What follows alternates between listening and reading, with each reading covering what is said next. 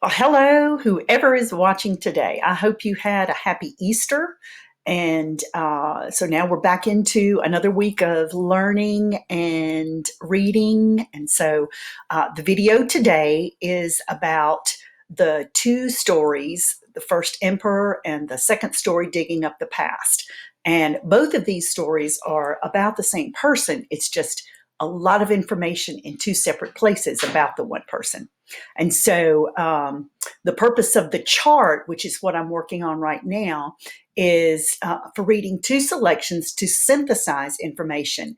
And to synthesize information means to take and combine two things into one whole. So right now, we are going to use the two stories to come up with the facts that are on your sheet, your chart.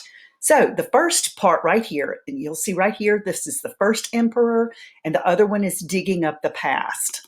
And so what did you learn about the Emperor? Well, in the first story, the founder of, and you're going to find this blank on page 918, built the blank. You're going to find the answer on 919, starting at line 18. You'll have to read a little bit further than line 18 to get the information. Okay, and then the next one, feared blank. What did he fear? Page 919, starting at line 25. And he searched for blank. Page 920, starting at line 32. So when you go over to the other story, Digging Up the Past, he became the emperor at age blank. And you can find that information right here. So those are the two stories that are helping you get some background information about the emperor. The next part of your chart is, what did you learn about the history of the tomb? And so here it says, it took blank years to build. And this is where you need to go look for that information. Surrounded by blank. And here's your line and your page, known as the blank city. So all of that information is found in the first Emperor. In the second story, Digging Up the Past, the number of workers forced to work on the tomb. There's your blank. There's where you look it up.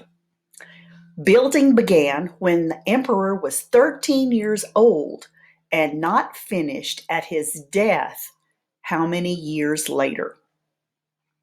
And then the last one in this section is, smaller pits in the tomb contained blank. And so all of this section right here is about the history. Now the next part is, what did you learn about the excavation of the tomb? And I think you'll remember excavation was one of your vocabulary words in the story. So here we go. Life-size clay statue was discovered by, there's your blank. And blank of statues were found beneath the ground. And your third one, Chinese blank worked slowly and carefully when excavating statues.